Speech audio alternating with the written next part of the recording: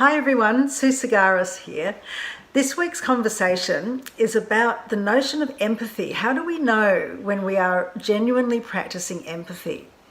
I guess you've all heard that term, that when empathy is the ability to put yourself into someone else's shoes.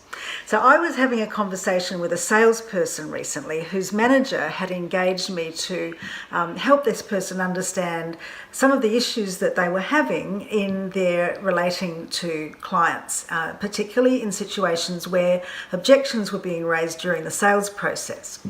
And so this person was telling me the story of a particular conversation they were in with a client where the solution had been presented, the concerns had been answered, a solid proof had been demonstrated, all very rational, and yet the person wasn't buying. And my client was getting increasingly frustrated with this, and so the frustration began to dominate his experience of the meeting, and naturally it didn't go as well as it could have. So we were recapping on all that, and the client was insisting that they knew what empathy was and that they thought they really had done it. And I said, well, tell me your version of that, your version of how you did empathy with this person. He said, well, if I was in that position, or if anyone was in that position, knowing this and this about the company, of course they would have made that decision. But in actual fact, I had to then point out that, regarding the notion of putting yourself in someone else's shoes, you weren't wearing his shoes. You were still wearing your own shoes. So if you still wear your own shoes and you try to take the position of someone else, what you're really doing is imagining what you would do if you were in their situation. And then you're telling them what you think they should do. This is probably not going to land very well.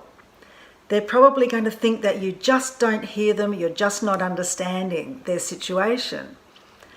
If you actually put yourself in someone else's shoes for a minute, if you imagine what it must be like to slip one foot in and then the other foot in and be standing there in that pair of shoes, what are you seeing? What are you feeling? What are you hearing? What are you noticing?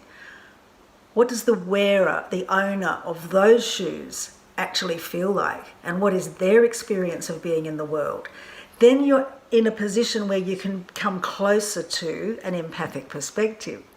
Of course, there's a lot more to it, and there are skills that one needs to develop and so on and so forth, but just that one distinction. If you think you're in someone else's shoes, just make sure that the shoes are that person's and not your own, that you're not just projecting yourself into their situation. Hope that helps you with your empathy in the coming weeks. Bye.